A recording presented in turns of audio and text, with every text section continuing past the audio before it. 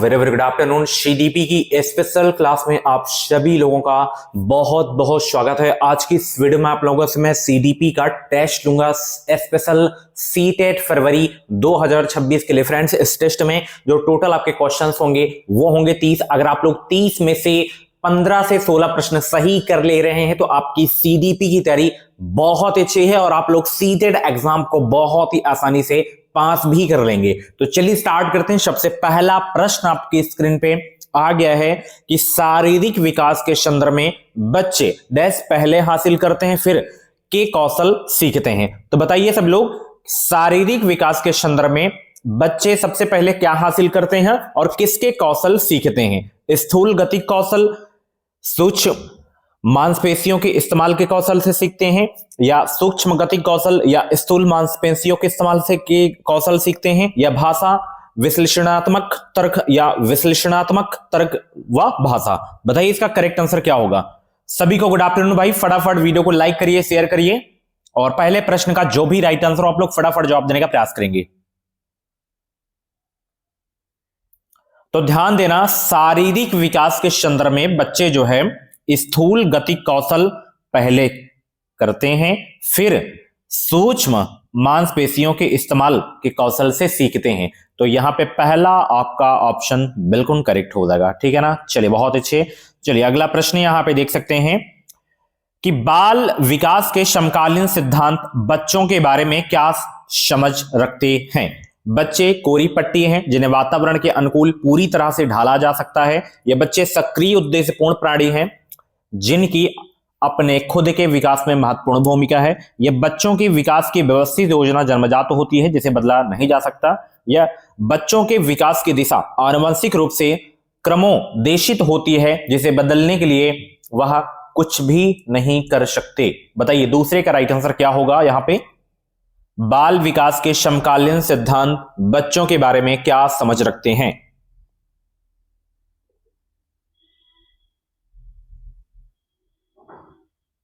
तो यहां पे पॉजिटिव भी दिख रहा है, सक्रिय है ना, तो यही आपका सही हो जाएगा। बाल विकास के समकालीन सिद्धांत बच्चों के बारे में क्या समझ रखते हैं कि बच्चे सक्रिय उद्देश्यपूर्ण जो है प्राणी हैं जिनकी अपने खुद के विकास में महत्वपूर्ण भूमिका है। तो यहाँ पे दूसरा ऑप्शन बिल्कुल आपका करेक्ट हो जाएगा, ठीक है ना। चलिए बहुत अच्छे। अगला प्रश्न यहाँ पे देख सकते हैं तीसरा, विकास के संदर्भ में कौन सा कथन यहाँ पे सही है? विकास केवल पर्यावरणीय कारकों पर निर्भर करता है, या विकास केवल आनुवंशिक कारकों पर निर्भर करता है, या विकास कम समय के लिए होने वाला अस्थायी परिवर्तन है, या विकास समग्र एवं व्यवस्थित रूप से निरंतर होता रहता है? बहुत ही अच्छा प्रश्न है। टैग वर्ड की सहायता से आप इस प्रश्न को सॉल्व करना। बताइए, प्रश्न आपका पॉजिटिव है, जहां जहां भी आपको नेगेटिव दिखे काट दो, केवल दिखा काट दो, केवल दिखा काट दो। अब तीसरा ऑप्शन कह रहा है कि विकास कम समय के लिए होने वाला अस्थायी परिवर्तन है। नहीं भाई, अस्थायी नहीं है, ठीक है ना। यहां पे चौथा ऑप्शन बचा है तो यही आपका सही होगा कि विकास समग्र एवं व्यवस्थित रूप से निरंतर होता रहता है। वृद्धि रुक जाती है बट विकास हमेशा होता रहता है, ठीक है ना। चलिए अगला प्रश्न यहां पे देख सकते हैं कि प्रतीकों के निर्माण एवं उपयोग करने की क्षमता किसकी एक प्रमुख उपलब्धि है? संवेदी पेशी अवस्था की, या पूर्व संक्रियात्मक अवस्था, या मूर्त संक्रियात्मक अवस्था, या अमूर्त संक्रियात्मक अवस्था? बताइए इसका करेक्ट आंसर क्या होगा। प्रतीकों के निर्माण एवं उपयोग करने की क्षमता किसकी एक प्रमुख उपलब्धि है? सभी को गुड आफ्टरनून। फटाफट वीडियो को लाइक करिए। सीटेट एग्जाम को पास कर रहे हैं तो इस चैनल को आप लोग सब्सक्राइब जरूर कर लीजिए। इस चैनल से आपको निश्चित ही मदद मिलेगी और भी क्लासेस आपको प्लेलिस्ट में मिल जाएंगी। तो यहां पे पूर्व संक्रियात्मक अवस्था की एक जो है प्रमुख उपलब्धि है, यहां पे दूसरा ऑप्शन बिल्कुल आपका करेक्ट हो जाएगा। चलिए अगला प्रश्न यहां पे देख सकते हैं पांचवा, यहां पे कि पियाजे के सिद्धांत के अनुसार कौन सी प्रक्रिया है जो एक शिशु की क्रिया का वर्णन करती है जिसमें वह गोलाकार वस्तुओं की जगह समकोण वस्तुओं तक पहुंचने के लिए अपने हाथ के पकड़ने के तरीके को बदलती है? समायोजन, अनुबंधन, अंतर विषयकता, या स्कीमा? बताइए 5 का करेक्ट आंसर क्या हो जाएगा। पियाजे के सिद्धांत के अनुसार कौन सी प्रक्रिया है जो एक शिशु की क्रिया का वर्णन करती है जिसमें वह गोलाकार वस्तुओं की जगह समकोण वस्तुओं तक पहुंचने के लिए अपने हाथ के पकड़ने के तरीके को बदलती है? तो यहां पे समायोजन हो जाएगा। क्या होगा? समायोजन। पहला ऑप्शन यहां पे आपका बिल्कुल करेक्ट हो जाएगा, ठीक है। चलिए अगला प्रश्न यहां पे देख सकते हैं, छठे का जवाब देने का प्रयास करेंगे। लॉरेंस कोहलबर्ग के अनुसार किस स्तर पर व्यक्तिगत आवश्यकताओं की संतुष्टि नैतिक चयन को निर्धारित करती है? बताइए इसका करेक्ट आंसर क्या होगा? विनियम, उद्देश्य अभिविन्यास, सजा व आज्ञा पालन अभिविन्यास, सार्वभौमिक नैतिक सिद्धांत अभिविन्यास या अच्छा लड़का अच्छी लड़की अभिविन्यास। एक बार फिर से क्वेश्चन रिपीट कर रहा हूं। लॉरेंस कोहलबर्ग के अनुसार किस स्तर पर व्यक्तिगत आवश्यकताओं की संतुष्टि नैतिक चयन को निर्धारित करती है?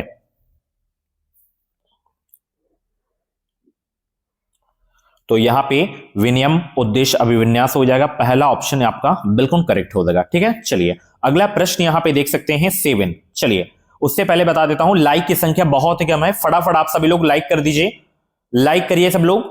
चलिए अगला प्रश्न है, लेवाइगोस्की ने प्रतिपादित किया कि बच्चों के सीखने को सुसाधित करने के लिए उन्हें नकारात्मक प्रतिपुष्टि देनी चाहिए या इनाम देने चाहिए या पाठ प्रदान करना चाहिए या सकारात्मक पुनर्बलन देना चाहिए। बताइए सब लोग इसका करेक्ट आंसर क्या हो जाएगा? लेवाइगोस्की ने प्रतिपादित किया कि बच्चों के सीखने को सुसाधित करने के लिए उन्हें क्या करना चाहिए? क्या नकारात्मक प्रतिपुष्टि देनी चाहिए? नहीं। क्या इनाम को बढ़ावा देना है? नहीं। हमेशा पाठ प्रदान करना चाहिए। ठीक है ना, तो ऑप्शन यहां पे आपका तीसरा आपका बिल्कुल करेक्ट हो जाएगा। और अभी तक आप हमारे ऐप को डाउनलोड नहीं किए हैं तो इस वीडियो के डिस्क्रिप्शन बॉक्स में हमारे ऐप की लिंक है, डाउनलोड कर लीजिए। रामबाण टेस्ट सीरीज आपको बिल्कुल फ्री में बहुत ही जल्द वहां पे आपको मिल जाएगी। उस टेस्ट सीरीज को लगाना है, बहुत ही अच्छा खासा आपका स्कोर भी जाएगा और कॉन्फिडेंस आपका बूस्ट होगा। ठीक है, चलिए लेवाइगोस्की ने प्रस्तावित किया कि सोच बच्चों और किसी अन्य व्यक्ति के बीच सहभागी गतिविधियों के दौरान सह निर्मित की जाती है या कब बच्चों के संदर्भ से कोई सरोकार नहीं है या तब घटित होती है जब उत्तेजना और प्रतिक्रियाएं का अनुबंधन होता है या कब भाषा के विकास के कोई संबंध नहीं है। बताइए लेवाइगोस्की ने प्रस्तावित किया कि सोच क्या है? बहुत अच्छे भाई, सभी लोग जवाब देने का प्रयास करेंगे।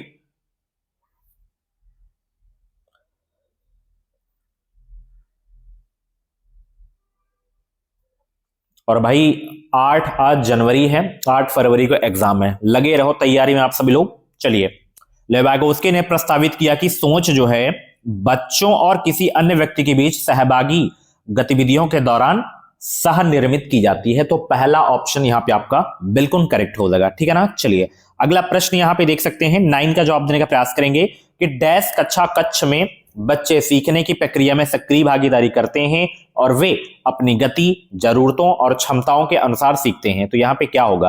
प्रगतिशील कक्षा कक्ष में या शिक्षक केंद्रित कक्षा कक्ष में या व्यवहारवादी या पाठ्यपुस्तक केंद्रित?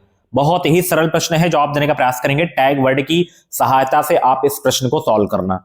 मैंने आपको बताया था सबसे पहले प्रश्न को देखना है कि प्रश्न आपका पॉजिटिव है या निगेटिव है, टैग वर्ड की सहायता से सॉल्व करने के लिए। तो प्रश्न आपका यहां पे पॉजिटिव है, तो जहां निगेटिव देखे काट दो। जैसे मैंने आपको बताया था कि शिक्षक केंद्रित आपका निगेटिव होता है, काट दीजिए। बाल केंद्रित पॉजिटिव होता है, ठीक है ना। व्यवहारवादी भी नहीं होगा यहाँ पे, है ना।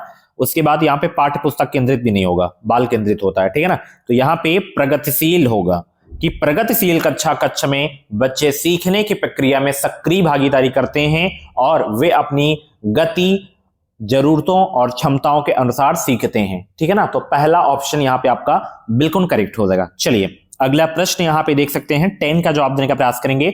बहुबुद्धि के सिद्धांत के अनुसार हर व्यक्ति में समान क्षमताओं का एक समूह होता है या एक निश्चित IQ यानी कि बुद्धिलब्धि होती है जो जन्म के समय तक तय हो जाती है, या अलग अलग मात्रा में विभिन्न संज्ञानात्मक क्षमताएं होती हैं, या 5 प्रकार के संज्ञानात्मक कौशल होते हैं। बताइए बहुबुद्धि के सिद्धांत के अनुसार हर व्यक्ति में क्या होता है? और भाई ये बुद्धिलब्धि का सूत्र बहुत पूछा जाता है, कमेंट बॉक्स में बताइए बुद्धिलब्धि का सूत्र क्या होता है। और बुद्धिलब्धि से 100% में बता दूं क्वेश्चन आएगा, या तो पूछ लेता है कि प्रतिभाशाली जो बच्चे होते हैं उनका IQ स्तर कितना होता है, मंद बुद्धि वालों का कितना होता है। तो ये चीजें आप याद कर लीजिए, अच्छे से समझ लीजिए, और सूत्र भी याद कर लीजिए। कभी कभी सूत्र ही डायरेक्ट दे देता है कि बताइए बुद्धिलब्धि का सूत्र क्या होता है। तो यहां पे बहुबुद्धि के सिद्धांत के अनुसार हर व्यक्ति में जो है अलग अलग मात्रा में विभिन्न संज्ञानात्मक क्षमताएं या क्षमाएं होती हैं। तो यहाँ पे तीसरा ऑप्शन बिल्कुल करेक्ट हो जाएगा, ठीक है ना। चलिए अगला प्रश्न यहाँ पे देख सकते हैं 11 कि बालक एवं बालिकाओं की निजी भाषा संज्ञानात्मक विकास में महत्वपूर्ण भूमिका रखती है क्योंकि वह स्वचिंतन को निर्देशित एवं नियंत्रित करती है। इस प्रत्यय के समर्थक हैं नॉम चॉम्स्की, जीन पियाजे, जीरोम ब्रूनर, लेवाइगोस्की। बताइए इसका करेक्ट आंसर क्या होगा। बहुत इंपॉर्टेंट क्वेश्चन आपके एग्जाम के लिए।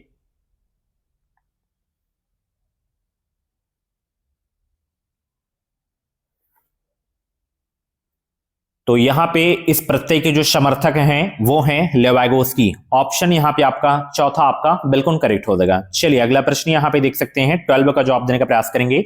बच्चों में जेंडर रूढ़िवादिता और जेंडर भूमिका अनुरूपता को कम करने के लिए निम्न में से कौन सी प्रभावी युक्ति है। जेंडर पृथक बैठने की व्यवस्था करना, या जेंडर विशिष्ट भूमिकाओं पर ध्यान देना, या जेंडर पृथक खेल समूह बनाना, या जेंडर संबंधित पूर्वाग्रहों पर चर्चा करना। बताइए सभी लोग 12 का करेक्ट आंसर क्या हो जाएगा। और सभी लोग कमेंट करके उत्तर दिया करें। लास्ट में जितने भी प्रश्न आपके सही हो कमेंट बॉक्स में अपना रियल स्कोर भी आप लोग जरूर बताया करें। बच्चों में जेंडर रूढ़िवादिता और जेंडर भूमिका अनुरूपता को कम करने के लिए निम्न में से कौन सी प्रभावी युक्ति है। ये वाला कि जेंडर संबंधित पूर्वग्रहों पर चर्चा करना। ऑप्शन चौथा आपका बिल्कुल करेक्ट हो जाएगा, ठीक है ना। चलिए बहुत अच्छे। अगला प्रश्न यहां पे देख सकते हैं 13 का जवाब देने का प्रयास करेंगे। सीखने सिखाने को हर बच्चे के लिए उपयुक्त व प्रभावशाली बनाने के लिए एक शिक्षिका को बच्चों को संलग्न करने के लिए विविध गतिविधियां करनी चाहिए, या व्यक्तिगत विभिन्नताओं को नजरअंदाज कर व खारिज करना चाहिए, या मूल्यांकन के तरीके में बेहद अनम्य होना चाहिए, या एक समान व मानकीकृत पाठ्य चर्चा का पालन करना चाहिए। बहुत ही अच्छा प्रश्न है, सरल प्रश्न है। टैग वर्ड की सहायता से आप इस प्रश्न को सॉल्व करना। फटाफट जवाब दीजिए सब लोग।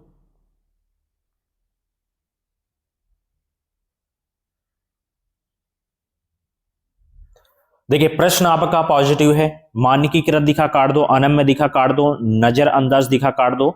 यहाँ पे पहला ऑप्शन बिल्कुल करेक्ट होगा कि सीखने सिखाने को हर बच्चे के लिए उपयुक्त व प्रभावशाली बनाने के लिए एक शिक्षिका को बच्चों को संलग्न करने के लिए विविध गतिविधियां करनी चाहिए। पहला ऑप्शन यहाँ पे आपका बिल्कुल करेक्ट हो जाएगा, ठीक है ना। चलिए अभी भी लाइक की संख्या बहुत ही कम है, प्लीज लाइक कर दीजिए सभी लोग। चलिए अगला प्रश्न यहाँ पे 14 कथन तर्क है। यहाँ पे कथन ए है, एक सामाजिक रचनात्मक कक्षा में स्मरण पर आधारित लिखित परीक्षाएं मूल्यांकन का एकमात्र तरीका होनी चाहिए।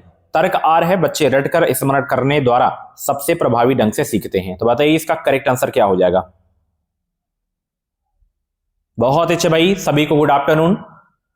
और भी क्लासेस आपको प्लेलिस्ट में मिल जाएंगे और ऐप को भी डाउनलोड कर लीजिए। इस वीडियो डिस्क्रिप्शन बॉक्स में लिंक दे दिया हूं मैं।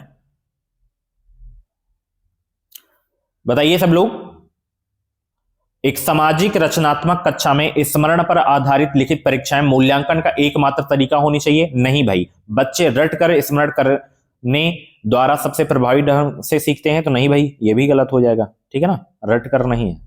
ऑप्शन यहाँ पे चौथा आपका बिल्कुल करेक्ट हो जाएगा, ठीक है ना। चलिए अगला प्रश्न यहाँ पे देख सकते हैं 15 का जवाब देने का प्रयास करेंगे। यहाँ पे बहुत ही अच्छा प्रश्न है, इंपॉर्टेंट क्वेश्चन है, कथन तर्क वाला यहाँ पे प्रश्न है। यहाँ पे कि समावेशी शिक्षण ऐसे शैक्षिक तंत्र को संबोधित करता है जिसमें बच्चों की समाज शारीरिक, मानसिक, सामाजिक, संवेगात्मक, भाषाई व अन्य विशिष्टताओं को ना देखते हुए सभी बच्चों का समायोजन किया जाए।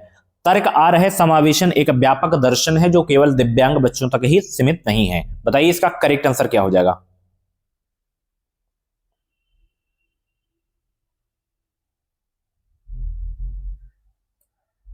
बताइए सब लोग, कथन में भी समावेशी शिक्षा के बारे में बात की जा रही है और तर्क आर में भी जो है समावेशी शिक्षा के बारे में बात की जा रही है। तो दोनों आपके सही हो जाएंगे। आर एक ही यहाँ पे सही व्याख्या भी कर रहा है। यहाँ पे तर्क आर कह रहा है कि समावेशन एक व्यापक दर्शन है जो केवल दिव्यांग बच्चों तक सीमित नहीं होता है, सभी के लिए होता है समावेशी शिक्षा, ठीक है ना। तो यहाँ पे पहला ऑप्शन बिल्कुल करेक्ट हो जाएगा। चलिए अगला प्रश्न डियर आपकी स्क्रीन पे आ गया है, जवाब देने का प्रयास करेंगे। यहाँ पे 16 नंबर का जवाब दीजिए क्या होगा। कि प्राथमिक माध्यमिक कक्षाओं में शिक्षिकाओं को विविधता को किस तरह देखना चाहिए? सीखने में अवरोधक के रूप में, या विविधता को नजरअंदाज करना चाहिए, या विविधता को कम करने के लिए मानकीकृत पाठ्य चर्चा को प्रोत्साहित करना चाहिए, या एक गुण के रूप में देखना चाहिए जिससे बहुरूपता को बढ़ावा मिले? 16 का जवाब देने का प्रयास करेंगे।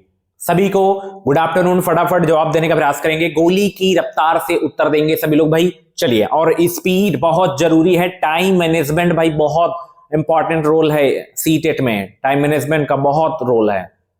बहुत सारे लोग क्वेश्चन भी कर लेंगे तो गोला नहीं कर पाते हैं, ठीक है ना। तो ये स्पीड आप बना लीजिए, 1 महीने का समय अभी भी आपके पास है, ठीक है ना। मैं OMR सीट आपको जो है भेज दूंगा अपने टेलीग्राम ग्रुप पे, वहां से आप उस OMR सीट को डाउनलोड करना, 4 से 5 फोटो कॉपी करवा लेना और थोड़ा सा गोला करने की प्रैक्टिस कर लेना डिगर, ठीक है ना।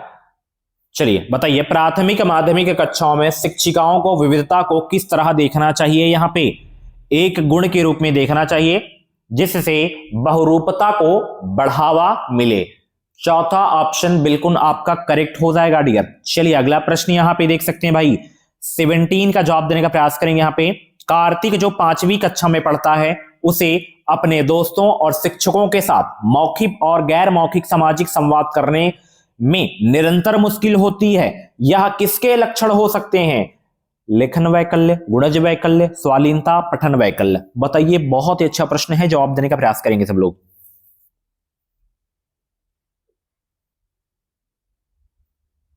बहुत अच्छे भाई, जवाब देने का प्रयास करेंगे सब लोग।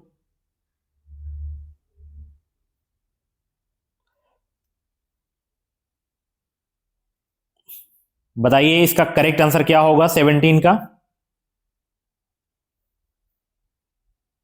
तो यहां पे स्वालीनता हो जाएगा। यह किसके लक्षण हो सकते हैं? स्वालीनता के, है ना। चलिए अगला प्रश्न यहां पे देख सकते हैं, 18 का जवाब देने का प्रयास करेंगे। निम्न में से कौन से शिक्षा शास्त्री प्रावधान एक दृष्टिबाधित विद्यार्थी की जरूरतों के अनुसार उपयुक्त समायोजन है? बताइए इसका करेक्ट आंसर क्या होगा भाई? कक्षा में गैर जरूरी बाधाओं को हटाना, विभिन्न प्रकार का दृश्यिक प्रस्तुतिकरण देना, बहुत से विज्ञप्ति पत्रक जो है देना जिसमें संकलनात्मक चित्रण हो, या कक्षाई अधिगम को परिशिष्ट करने के लिए अभिलिखित सामग्री देना। बताइए निम्न में से कौन से शिक्षा शास्त्री प्रावधान एक दृष्टिबाधित विद्यार्थी की जरूरतों के अनुसार उपयुक्त समायोजन है? तो केवल इसमें ये वाला और चौथा वाला, तीसरा ऑप्शन यहां पे आपका बिल्कुल करेक्ट हो जाएगा, ठीक है ना। चलिए अगला प्रश्न यहां पे देख सकते हैं, 19 का जवाब देने का प्रयास करेंगे। रचनात्मकता की एक पहचान विशेषता है अपसारी सोच, कई अलग अलग विचारों या उत्तरों को प्रस्तावित करने की क्षमता, या अभिसारी सोच, एक उत्तर पर ध्यान केंद्रित करने की क्षमता, या निष्क्रिय नकल की क्षमता, या लंबे गद्यांशों को रटने का कौशल। बताइए रचनात्मकता की एक पहचान विशेषता है, क्या होगा इसका करेक्ट आंसर? बताइए सब लोग 19 का।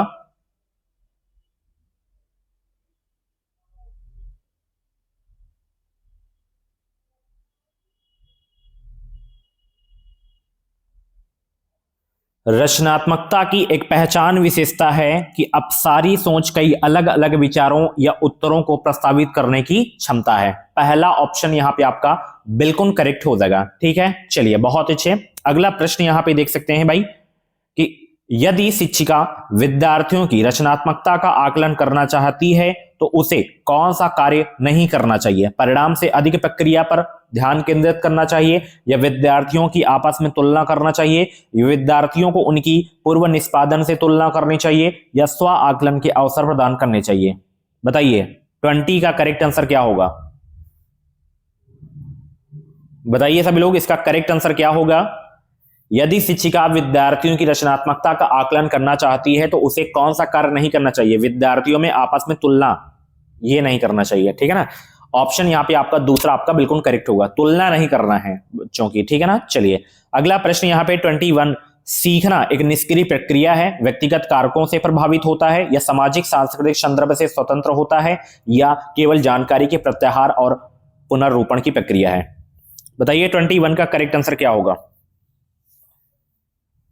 बहुत अच्छे भाई, अभी भी कुछ ही लाइक की संख्या कम है, फटाफट इससे आप बढ़ाइए आप लोग। क्या सीखना एक निष्क्रिय प्रक्रिया है? नहीं भाई, केवल दिखा काट दो। सामाजिक सांस्कृतिक संदर्भ से स्वतंत्र होता है या व्यक्तिगत कारकों से प्रभावित होता है सीखना? बताइए। तो यहां पे व्यक्तिगत कारकों से प्रभावित होता है सीखना, ठीक है ना। दूसरा ऑप्शन बिल्कुल आपका करेक्ट हो जाएगा। चलिए अगला प्रश्न यहां पे देख सकते हैं, 22 का जवाब देने का प्रयास करेंगे। निम्न में से किस प्रकार की मान्यता रखने वाले विद्यार्थी कक्षा में सीखने की ओर उन्मुख होंगे व बेहतर प्रदर्शन करेंगे?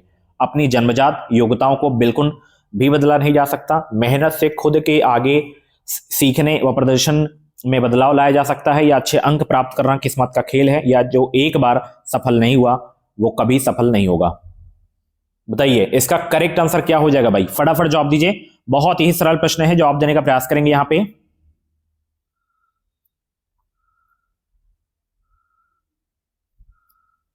प्रश्न पॉजिटिव है, जहां पे नेगेटिव दिखा काटते हुए चले जाओ। अच्छे अंक प्राप्त करना किस्मत का खेल है, नहीं। मेहनत से खुद के सीखने व प्रदर्शन में बदलाव लाया जा सकता है, बिल्कुल सही है, ठीक है ना। तो दूसरा ऑप्शन बिल्कुल करेक्ट हो जाएगा। चलिए अगला प्रश्न यहां पे देख सकते हैं भाई, 23 का जवाब देने का प्रयास करेंगे यहां पे कि शिक्षकों को अपनी कक्षा में महारत उन्मुख विद्यार्थियों को तैयार करने के लिए क्या करना चाहिए? उच्च अंक प्राप्त करने पर अधिक जोर देना, या विद्यार्थियों के सभी प्रतियोगिताएं जीतने के लिए प्रोत्साहित करना, या सीखने की प्रक्रिया में आनंद व खुशी की अनुभूति महसूस करवाना, या असफलता से बचने के लिए उनमें डर व तनाव पैदा करना चाहिए? क्या करना चाहिए बताइए सब लोग, 23 का जवाब दीजिए।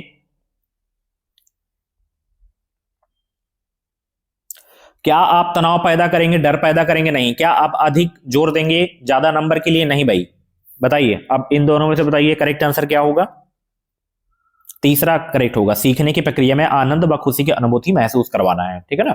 तो यहाँ पे तीसरा ऑप्शन बिल्कुल करेक्ट हो जाएगा। चलिए अगला प्रश्न यहाँ पे देख सकते हो भाई, 24, निम्न में से कौन सी प्रणाली विद्यार्थियों के अर्थपूर्ण तरीके से सीखने में मदद करेगी? ज्ञान को विद्यार्थियों के निजी जीवन से जोड़ना, या केवल विद्यार्थियों को अच्छे अंक प्राप्त करने के लिए शिक्षण करना, या बारंबार वेधन व अभ्यास पर बल देना, या बहुत सी जानकारी को एक ही समय पर याद रखने का प्रयास करना? बताइए 24 का करेक्ट आंसर क्या होगा भाई, फटाफट जवाब दीजिए। गोली की रफ्तार से उत्तर आना चाहिए भाई। बहुत अच्छे भाई, 24 का करेक्ट आंसर क्या होगा?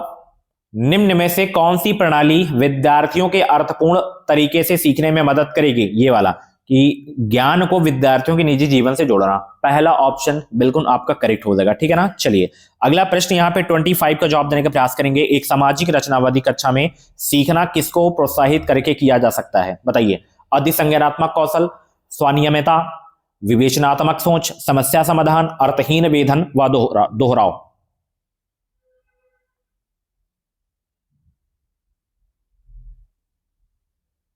बताइए यहां पे करेक्ट आंसर क्या हो जाएगा। बहुत अच्छे भाई, जवाब दीजिए सभी लोग। तो यहां पे आपका जो है ये पांचवें को छोड़कर सब सही हो जाएंगे, ठीक है। एक सामाजिक रचनावादी कक्षा में सीखना को किसके प्रोत्साहित करके किया जा सकता है? किसको प्रोत्साहित करके किया जा सकता है? इन चारों को, अधिसंज्ञानात्मक, स्वनियमता, विवेचनात्मक, समस्या समाधान, ठीक है। चलिए नेक्स्ट क्वेश्चन आपकी स्क्रीन पे आ गया है। विद्यार्थियों में संप्रतियों के वैकल्पिक संरचनाएं विद्यार्थियों द्वारा रचित सहज सिद्धांतों को दर्शाती है, या सजा द्वारा हतोत्साहित की जानी चाहिए, या अधिगम की प्रक्रिया में अर्थहीन है, या शिक्षण के दौरान शिक्षकों द्वारा नजरअंदाज कर देना चाहिए?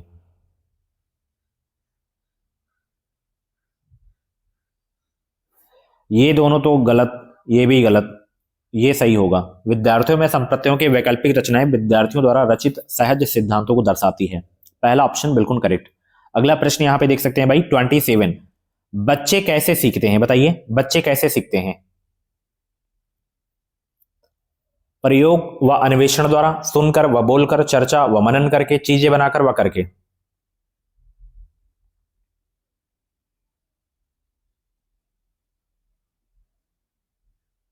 बच्चे कैसे सीखते हैं? इन सभी के द्वारा सीखते हैं, ठीक है ना। पहला, दूसरा, तीसरा, चौथा सब सही हो जाएगा, ठीक है। चलिए अगला प्रश्न यहां पे देख सकते हो भाई 28, एक माध्यमिक कक्ष में विद्यार्थियों को सबसे ज्यादा अभिप्रेरित करने वाले अर्थपूर्ण शैक्षिक कार्य वह होते हैं जो बिल्कुल चुनौतीपूर्ण नहीं होते, मध्यम चुनौतियां प्रस्तुत करते हैं, या बेहद चुनौतीपूर्ण होते हैं, या पुनर्वर्ती और व उबाऊ होते हैं? बताइए इसका करेक्ट आंसर क्या होगा।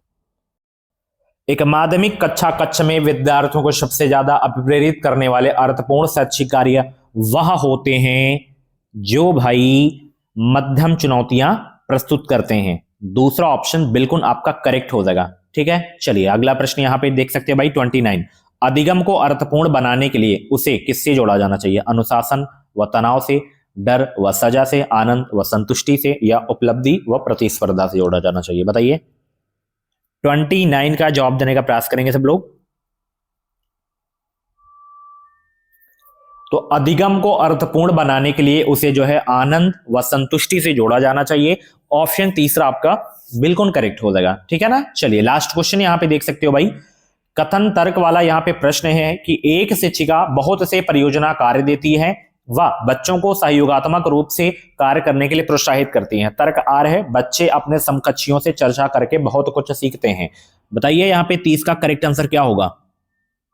क्या बच्चे अपने समकक्षियों से जो है चर्चा करके सीखते हैं? बिल्कुल सही है ना।